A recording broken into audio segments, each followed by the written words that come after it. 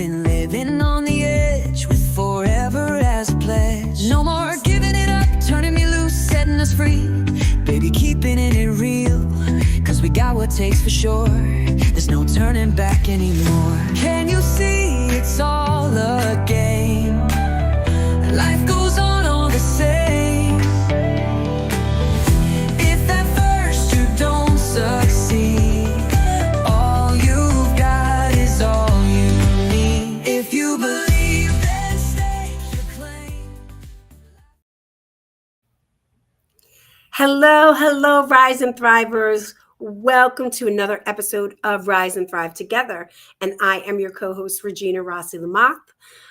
Raquel Stewart, my beautiful dear friend, mentor, and other co-hosts will be here in a little bit. But I'm so excited to say that today is December 8th. And it is our second episode of December as we have this amazing topic that we'll be going through. Well, really the theme of the month, which is piecing our transformation together in 2025. So before we start any show, I want to remind you who we are. We're Rise and Thrive Together, and we are a vibrant community committed to educating and empowering and equipping you to get the results that you want through real talk by taking real actions. So that's super who we're about. And if you want to follow us on our Facebook community, Rise and Thrive Together community, that's a private community where you can get some behind the scenes, really check out some of the guests behind the scenes, as well as entering your challenges and sharing anything that you want to share about. Raquel and I are always committed to answering your questions and having everything that you want. So I'm stoked. Tonight is a super special episode. Like I said, it's week 2 of our piecing our transformation in 2025, right? It's the end of the year. We're in December. And why not? Let's talk about piecing together our year of transformation. So what does that mean? Well, Raquel and I were talking about that last week. Sometimes when we say we're piecing transformation, many times people think like it's something that you've arrived at. You've hit a goal. You've taken this action and it's gotten to the result that you want. I want to say to you, because Raquel and I were talking about it, last week after the show and a little bit during this week, is that piecing together our transformation is an experience, right? It's an experience. It's a moment by experience. And sometimes we've talked about often that those circumstances, those trials, those tribulations really are the access where you can start seeing your transformation. So what do I mean by that? Well, if you're going through a really difficult time, you might even realize that, boom, piecing transformation is right here. I'm piecing my part of my transformation by having Raquel join us. Hey, sis, how are you? Good to see you. We're just filling in the folks here about when we're saying about piecing together our year of transformation. I was sharing with them, it's a moment by moment experience. A lot of times we can say we've arrived somewhere, we've gotten to that goal, we've gotten to that result, but really it's a moment by moment experience. And it's really the circumstances, whatever we're dealing with, that gives us access to what we are going to hopefully get that transformation in. So I'm just stoked and excited to continue this conversation by having it with our guest this week. And I didn't know if there's anything else you wanted to say about it. I want to say hi, everyone. Yay. I was at a planning commission meeting about speaking of transformation. They're transforming the neighborhood, and a new business is coming right by where I live. And I kind of wanted to hear what was the business, mainly how would it impact the people in this community as far as traffic? Would there be a lot of traffic flowing through our neighborhood? Because that would be a concern. So I actually left the meeting early, but I heard what I wanted to. And then I was like, oh, gotta go. Can't really stay to ask any questions. But I got the information that kind of made me comfortable, and this information now that I can share with folks in the community who will be directly impacted by this building, this business coming into our neighborhood. Yeah. So another way of piecing transformation, guys, is that our communities are constantly developing, right? And Raquel was in that meeting, how this building, how this business is going to impact the community. They have a vision of it's going to transform something, and people have conversations about what that transformation looks like to them. And again, it's personal and it's an experience. Well, like I said, our guest, I got to meet her a little bit before you got on here, sis. So I'm excited to put up her picture, ready to share with the world about who she is and what she is going to be discussing with us. So let me just grab that graphic for you all. We have got the beautiful, the one and only Cassi Eubank. Yep. Let me tell you about who she is. This woman is a mind mastery mentor. She is renowned for guiding high energy achieving individuals into emotional and financial freedom through a transformative blend of hypnotherapy, breathwork, strategic mindset, visibility, and business practices. She has a gift for helping people release what's been holding them back. Cassie combines deep healing modalities with proven success strategies to activate clarity, confidence, and unstoppable forward momentum. She's the founder of quantum eye movement therapy, a breakthrough process designed to dissolve mild to severe trauma and alleviate the symptoms of post traumatic stress.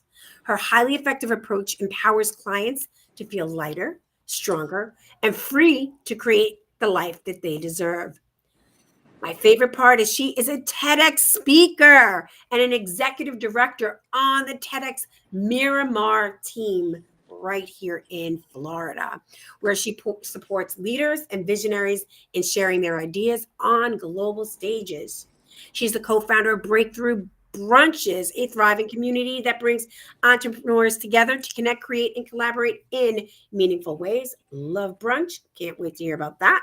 She also is known as the Dream Maker. She has a unique ability to help people find clarity in what they truly want, remove the beliefs that stand in their way, and follow the most aligned, achievable path to their goals. Her approach blends proven strategies with emotional and energy mastery, resulting in her clients being able to rise quickly and again with confidence. She is the CEO of Higher Vibe Retreats. She curates luxurious transformational sanctuaries where people can learn and grow, heal and glow from the inside out. A sought after international speaker, she brings warmth and wisdom, a touch of magic into every stage that she steps into. And I am so excited to have her with us. I can't wait to have her right on. I am having some mastery issues myself tonight with regards to getting people's graphics off. So before we get Cassie on stage, I'm stuck. I'm stuck in graphics, guys. I'm stuck in graphics. All right, hold on. I got it off. I'm ready. Here we go. We're bringing on this beautiful woman who I was just discussing. Here is Cassie. Hello, and welcome, because I feel like I'm stepping onto a magical stage just being here with you two ladies. And the things that you do, the way that you lift women up, I am so vibing with you because I love the way that you give others the stage to step into the spotlight, to own their power, and the way that you elevate and celebrate others. It warms my heart so completely. So thank you not only for having me, but thank you for this beautiful platform that you provide for others, not only the people that you spotlight, but the audience that you bless with the wisdom from these wonderful people that you bring on. So thank you for all you do. Wow. Thank you. I Hey, know. Cassie. I got chills. We've got already one of our viewers, Sharon, saying, "Hey, Cassie," and Sharon saying, "Hi, everybody." And Genevieve's throwing in that she's going through a lot right now, and she's thanking me for holding my pieces together. So, Cassie, you're beautiful. I mean, what a bio. You know, we got to talk backstage before, Raquel, you got on here, and I just got present to her bio right before we talked backstage. I mean, you're every bit of everything that I love, what a lot of people don't know about me. And I didn't realize you're right here in South Florida. Yes, Boca Raton area. We're 20 minutes away from each other, girl. I love it. We've got so much to do together. Oh. All right, but here we are piecing together our year of transformation. Sis, take over the conversation. So take over the conversation and do what? It's Cassie that's in the spotlight. Bring it. Cassie, you've got this tremendous bio. Tell us about one thing that jumped out at me was this emotional and financial freedom that you help people with. What does that look like, and how do you do it? Well, I love that you asked that question because I know you're in the world of finance and you are this brilliant master genius when it comes to those things. And I love that because when it comes to finances, so many times women have been taught that, we're supposed to either play small or let the male take over or things like that. And I know with my dad, it was like, honey, that's what the man does. And that's just what we were taught only because that's what he knew. But the disservice that we do to people around that, it teaches us to play small, that we aren't important, that there isn't going to come a time when we need to help take care of our man if he gets sick, or if we're on our own, which, being a single mom and raising a child, I went through that and, not feeling equipped. But that all ties into the mindset. And it's really great to have the money, but so many times when people have money, they tend to just keep going through it unless they develop a certain awareness, and unless so it's kind of like a key to how does it tie together, emotional mastery and finances. Well, so many times people, they're living paycheck to paycheck because they spend paycheck to paycheck to make themselves feel better. I know people that come to me for Amazon addictions. And it's like, if I don't see the Amazon 3 times a week, I'm feeling deprived. And, so things like that, being mindful of your money and stepping up and having the confidence to say, yes, whether I'm in a relationship or not, this is an area that I need to do better on. And when you're feeling like I deserve a lot, I deserve to have a lot, I should be able to travel, I should be able to do these things. Usually we're in a position where we have a lot of opportunities where we are. And because of that, we can do all of those things. But if you don't have that emotional mindset, it kind of all ties in together. And with this whole piecing of our transformation for the year, the thing is, we're taught to believe, even if you look at the movies, I learned this from Bob Berg, one of my mentors, a dear friend that wrote all the Go-Giver series, and he's in Jupiter, amazing man. But he likened it to, look at what we watch on TV at Christmas time. Oh, the story of the poor guy, Jimmy Stewart, he's poor, but everybody loves him. It's noble to be poor. It's noble to not want. But the truth is, in life, we are given this beautiful gift of life, the places that we can see, the things that we can learn, the people that we can bless through money.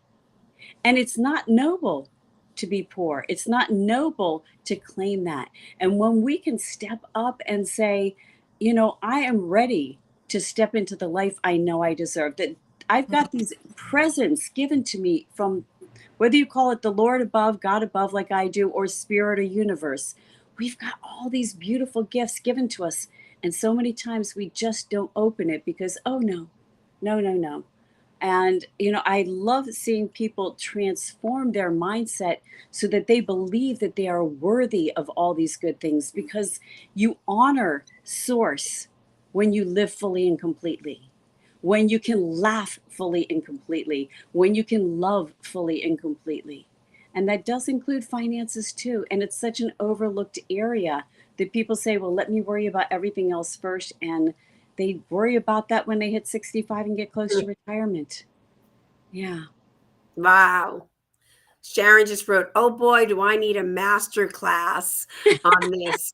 When you, I think, Sharon, you tell me if I'm correct or not. She's been a long time listener and a long time friend of ours. When, it's that Amazon addiction, you hit a point in my past, which was this interesting piece of the emotional buying, right? It was like it came from the hurt, wounded little girl, and it was like, the little girl that's like, I deserve this now, right? I deserve this now, without really being responsible by like looking at, so looking at like finances. Sometimes, there's that word sacrifice, and I'm curious about what you think about that word, when you say you have to sacrifice all of this so that you can achieve that.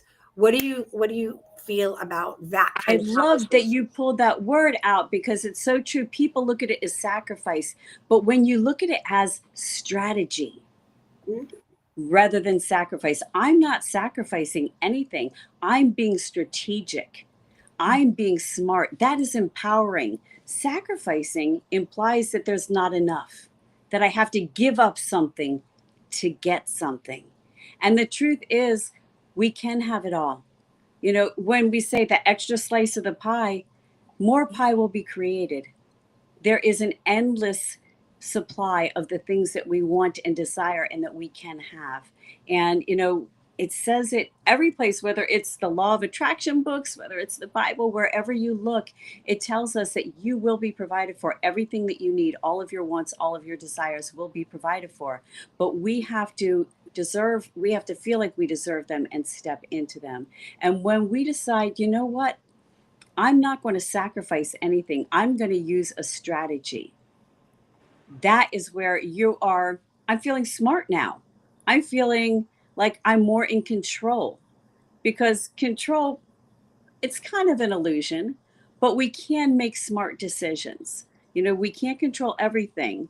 And that's where emotional mastery comes in, because when we have that need for control, it's because we feel lost or overwhelmed, or we feel like things aren't going our way. And when we can learn, the emotions are not supposed to take over. The emotions are supposed to be a guidepost. They're supposed to be our messages. And one of the things that I would love to share with our viewers here is, when you're getting in that state, that emotional state where you're feeling overwhelmed, you're feeling like you need control, do the 5, 4, 3, 2, 1. What are 5 things that you can see? What are 4 things that you can feel? What are 3 things that you can hear? 2 things that you can smell? And 1 thing that you can taste.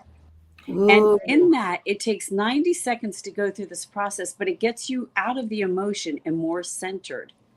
And after 90 seconds, if you're not ruminating, that emotion will pass, and we can look at it from spirit.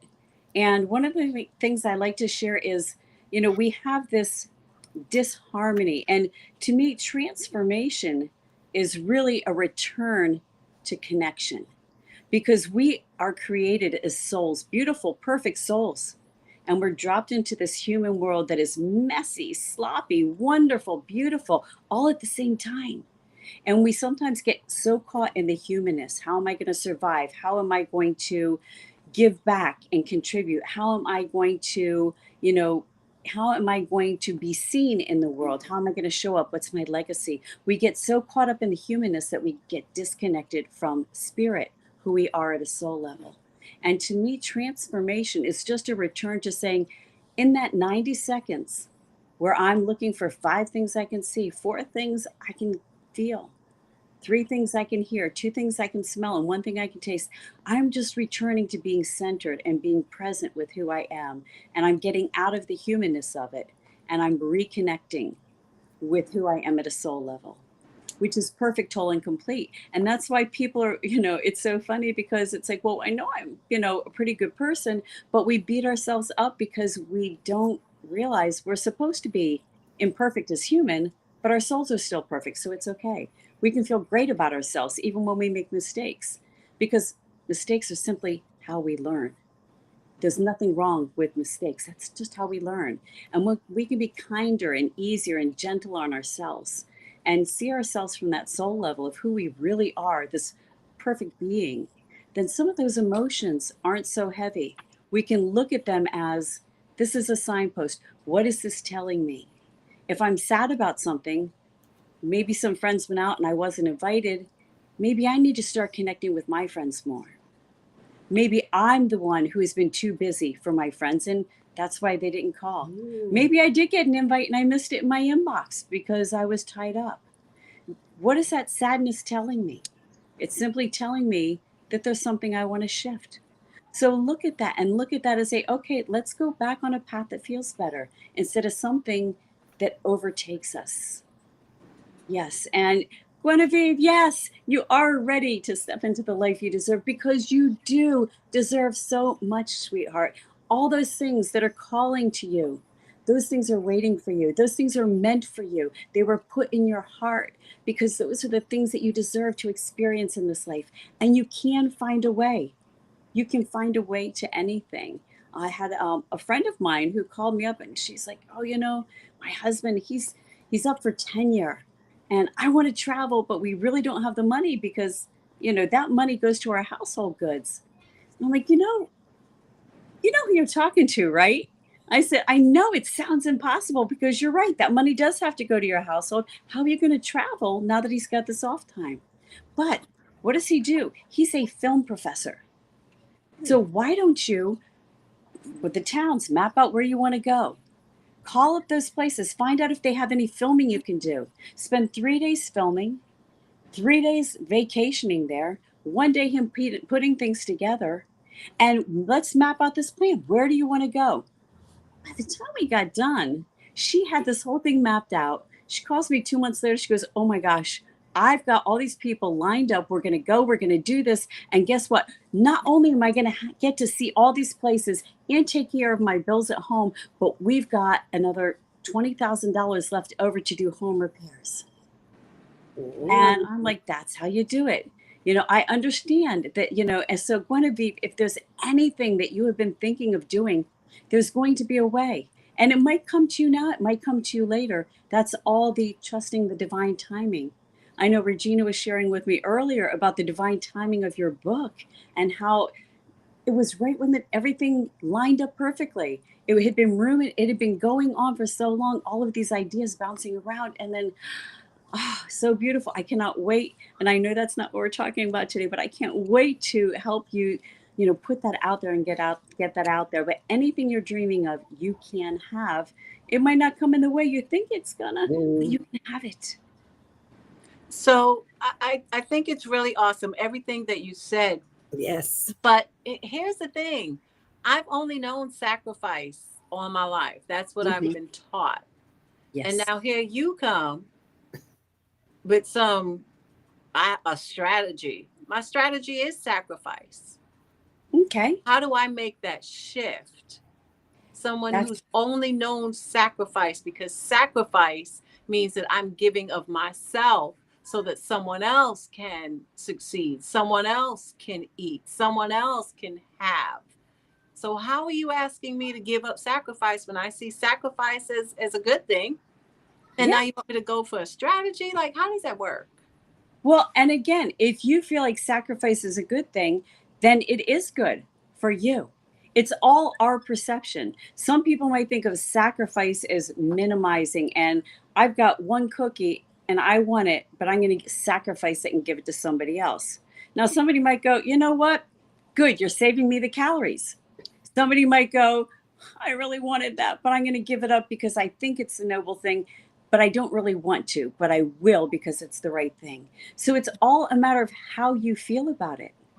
And it's all about feeling good. Because if you think about it, any goal that we have, anything that we want to do, whether it's going on vacation, being with loved ones, getting a new car, it's because we want to feel a certain way. We want to feel good. We want to feel safe. A new car might be, I don't want to break down. I want to feel safe. So anything that we decide that we want materially in life, it's because we want to feel a certain way.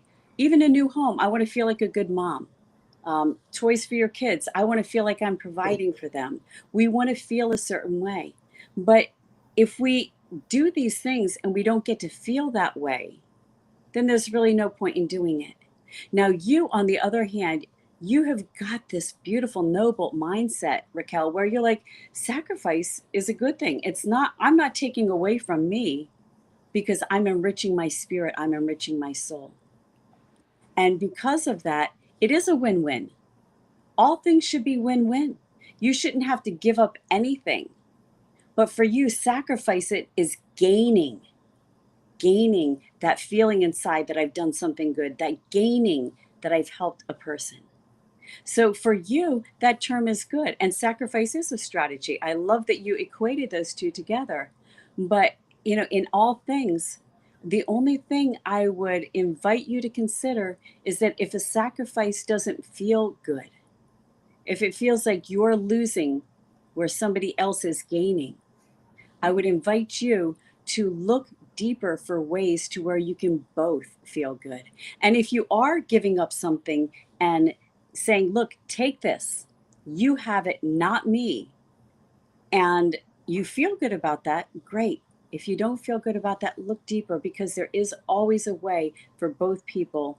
Sacrifice should not be something that feels heavy, feels bad, or feels like I have to lose for somebody else to win. Does that make sense?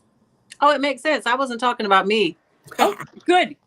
I was talking in general terms. If I Yeah. was someone who was taught that, and I Yeah. was, you talk sacrifice, but it's also a connection to having a strategy and having a plan. Because I've heard if you fail to plan, you plan to fail.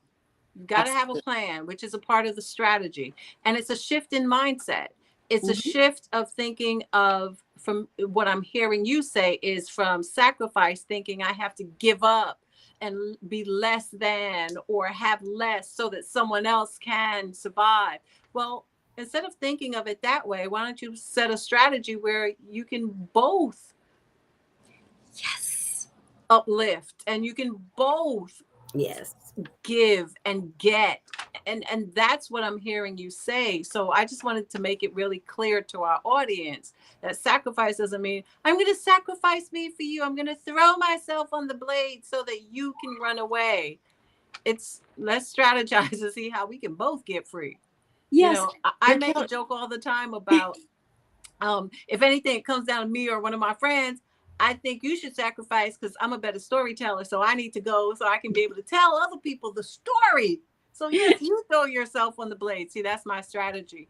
But if there is a way for you to have the strategy, because sacrifice, you shouldn't sacrifice and then feel sorry about doing it later. Right. exactly. And the other thing is, I invite the audience to consider this. Is this your sacrifice because you want to, or because you think you're supposed to?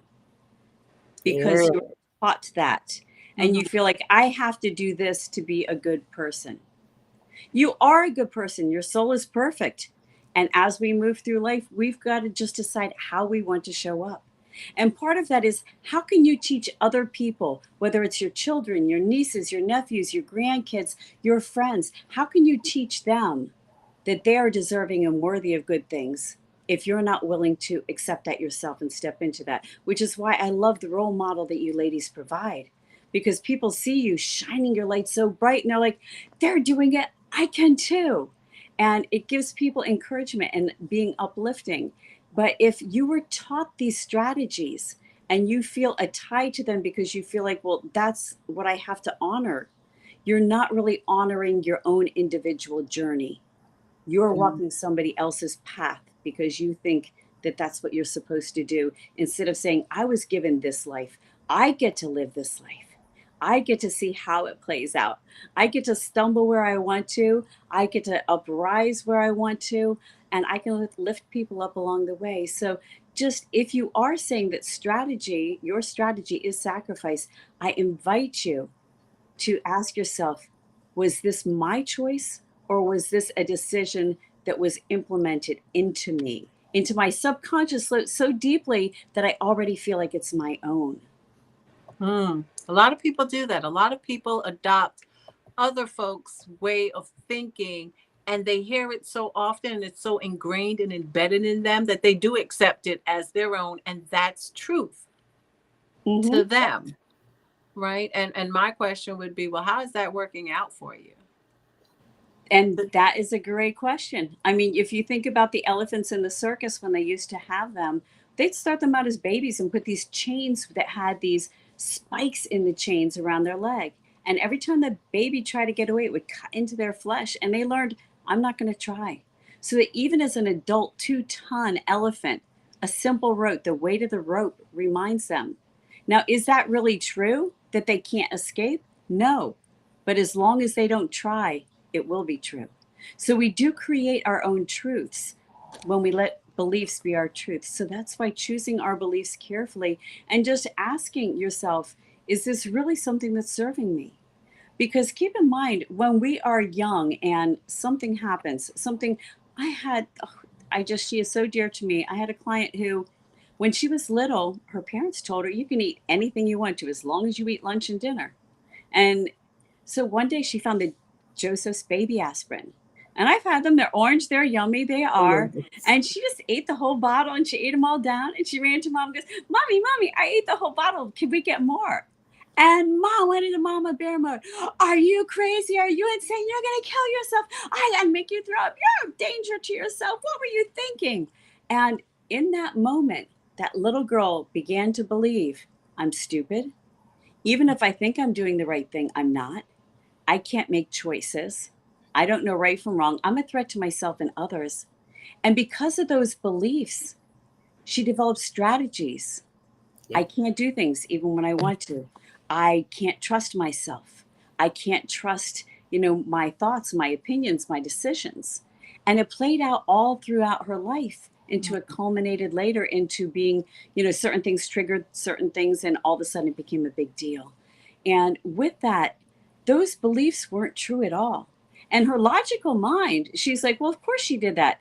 Mama Bear, of course, she had to protect me. I would do that with my kids. Now, in a perfect world, mom would have went, oh my gosh, honey, that was my fault. I should have told you not to eat that. I've got to help you get in the bathroom and throw up because you ate too much of something. All my fault. I am so, so sorry. Are we ready to do this? I'll explain it later. Can we do this now? Taken, done that. And at the end, I am so sorry. I will always be really clear. And that would have been, but we don't do that. We're moms. Our kids are in trouble. We just need to clear that danger. So this was completely innocent. Mom didn't do anything wrong, but all these beliefs were created because of that. And so when we went back and we looked at those beliefs and said, is that really true that that little girl was stupid? No, it's not true. What is the truth? She was just doing what she was supposed to. She was innocent, and we re-look at those beliefs. And that's where hypnosis is one of my greatest tools, because if we could figure this stuff out with our logical mind, well, we would have already, fixed this. We would have already gone, yeah, that's where it came from. Okay, yeah, I'm over that. But we need to heal those things and reseat things in a new way, recreate the stronger beliefs, break down those beliefs that have been holding us back. Because the truth is, if you are feeling something and with a belief and it doesn't feel good, it's not true. Like if somebody tells me that I'm a smoking hot supermodel, I know it's not true, but it feels good. So I'll go, okay, thank you. I'll take that, I'll go with that because I like the vibe of it. But if they tell me I can't do something, that doesn't feel good. That's a low vibration. And I won't accept that as my truth, because beliefs that are low vibration, just don't accept them. Nope, that isn't true. And think of it as a label. And that's one of the things when I have people come to me with addictions. I tell them that I understand how programs work, but I prefer not to label anything. You're a person who had this behavior, but you are not that behavior. And if we can separate for ourselves as well as others, people come to me where people have done unforgivable things, and I can't ask them to forgive a person for some of the things that happened as a child when they've been abused, in terrible ways. But I can ask them to separate the person from the behavior. Don't forgive the behavior. but make that person irrelevant because of what you're holding on to. Let go of that. And those are the things that if we can just stick with the things that feel good and realize that we are meant to feel good in life. All the things that we do are to feel good. And that's kind of the gap. If we can feel good now and be in that place, that's when we will attract and manifest the things that we want. And that's kind of the gap. Because if you think about it, if I want a new car because it'll make me feel accomplished, it will make me feel good, it will make me feel like I've got reliable transportation, but I get a new car and I'm worried about it breaking down and I don't feel good and I'm worried about the payment, then it's that car is not really what I want. I want that feeling. And if we can feel that way, we will attract those things that will bring us the things that make us feel good. Yeah, this is, oh, go ahead. No, I was going to say, I like that. I love the fact that you mentioned transformation is a road to connection, because that ties in with everything that Reg and I talked about all year and we'll continue to talk about next year and so on and so forth. Can you just speak a little about that? Some kind of abridged Cliff Notes version of transformation is a road to connection. What does that mean? Well, what I mean by that is when we are in our human, I'll say, rather than in spirit, we're worried about house payments. We're worried about how we look. Are we going to get everything done? We worry about human things. And when we do that, when we are too caught up in our human and in the human world, we get disconnected from our soul. Because our soul wants to be like, yeah, I get to do this. Yeah, look at all these crazy parties I get to go to at the holidays. Our soul wants to be happy. It came down here to be happy. And we get away from that as we grow up and we have to survive in the world. And how are we going to make ends meet? How are we going to show up? What's our career going to look like? How is our family going to play out? All of these things, when we get too caught up in the humanness and these emotions, then we get disconnected from who we are at a soul level. And when we reconnect, when we say, you know what? I love the way the Irish do it, because they don't say, I'm sad. I've been sad for a couple of days. They say, sadness is upon me. It's something that's going to pass, like a cloud in the sky. And, they've got this whimsical way of saying it to where it's light. They don't take that on. They don't claim sadness. They simply say, it's a poem, it's part of life. So in doing that, they can stay connected with their spirit and say, you know what, I'm feeling sad. Instead of getting caught up in the sadness as we do as humans, they can say, yeah, I'm feeling a little bit sad. What do I need to feel better? Well, maybe I haven't been getting out very much. Maybe I need to call a friend. Maybe I need to do something to just remind me that I'm getting too caught up in the hamster wheel. And when we reconnect with our soul self, we remember that we are all pretty awesome, that we came down here to do good things, to love each other, to build each other up. And when we can get out of what our own problems are, one of the best things I tell people when they're really down and they're dealing with states of depression is go volunteer. Give of yourself, get out of your own head and get in that giving mode. And it puts things in perspective, because now not only are you connecting with that part of your soul that wants to give and give back to others, you're connecting with other humans. You're connecting with other people. You're living a shared experience instead of an alone experience where you're closed off. You're opening your heart instead of putting up the walls and the barriers from all the hurts that have happened in your life.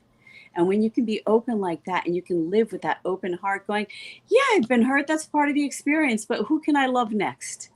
And you know what? People are fallible. It's okay if they mess up, because I'm going to mess up too. And hopefully they'll give me the grace that I'm giving them. Because I see their soul no matter what they do. And people will say things that might hurt us or might be like, wait a second, where did that come from? But if we know their heart, if they've got a pure heart, it doesn't bother us. I've got my 92-year-old mom living with me. So you know how moms can be sometimes, saying things that are like, what do you mean? I'm too heavy. I'm 135 pounds, woman. I'm doing pretty good, but I realize that she doesn't mean anything by it. So it doesn't bother me. I don't get caught in it. And by staying in spirit and going, yeah, mom, I probably could lose a little bit here or there.